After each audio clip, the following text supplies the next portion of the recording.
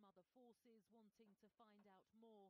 They'll all be watching closely to see if this kind of crime can be reduced or if it simply shifts elsewhere. Emma Birchley, Sky News, Ipswich.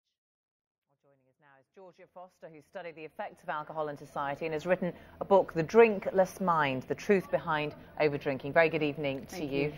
So what do you think about this plan, this scheme? Will it work? Will it cut down on crime and antisocial behaviour?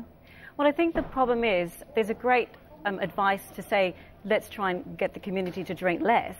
But we know people rebel. So if someone says, I'm going to cut it out, increase the taxes on it, whatever, restriction makes people want to drink more.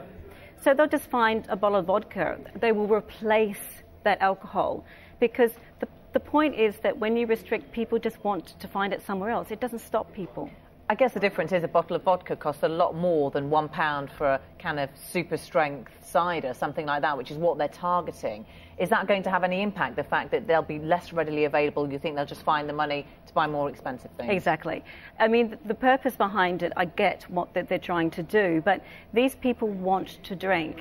They will do it in any way. As they said, crime will become a bit of an issue because people are addicted to alcohol, and addiction has to be dealt in a very different way.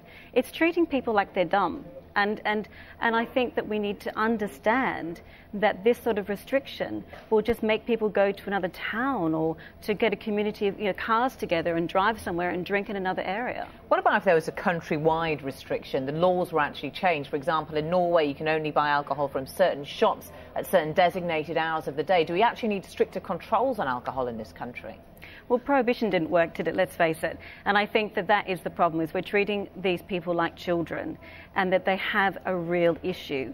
So if you restrict, what will happen is they will find a way, or what I call sneaky drinking.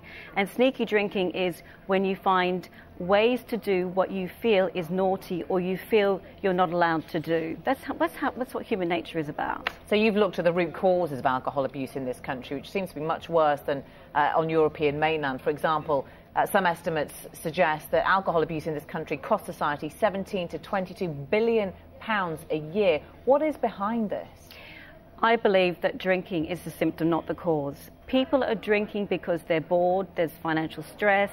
I believe that in this country it's acceptable to actually drink a lot of alcohol. It's kind of cool to get drunk. And I also believe that if you're not looking at the root cause, say for example somebody who wants to go and drink 4 cans of alcoholic cider that's really high in that content, they're not doing it to have fun, they're doing it to escape. And if they're doing it to escape, that's what needs to be looked at, the emotional content. Why do these people need to get off their faces so often? So it's actually a mood disinhibitor. You actually behave differently. People believe that they behave differently in this country when they drink alcohol. But that must start at a very young age when you're not really as aware as an adult, because we know that teenagers have a problem with drinking in this country. So obviously it's something that's very subconscious and deep-rooted.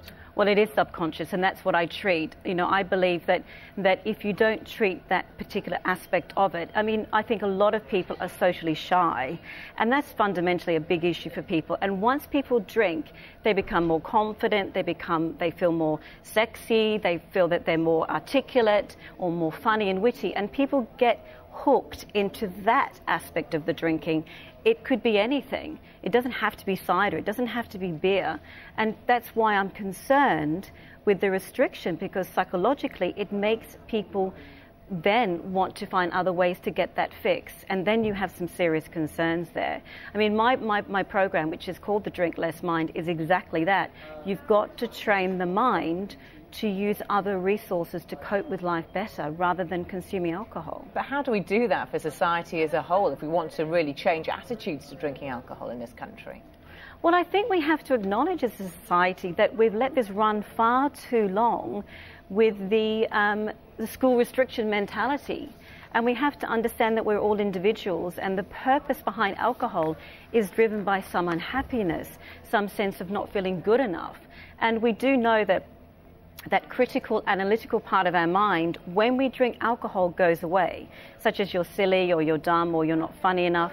And when we drink alcohol, we get hooked into the emotional content. Now, if that is dealt with, which is what I deal with, then that person understands it's about building self-esteem, it's about building interests that have nothing to do with alcohol, it's about teaching that person life skills so that they don't want to drink to be the person they think they can't be sober. Okay, Georgia Foster, fascinating. Thank you. Thank you.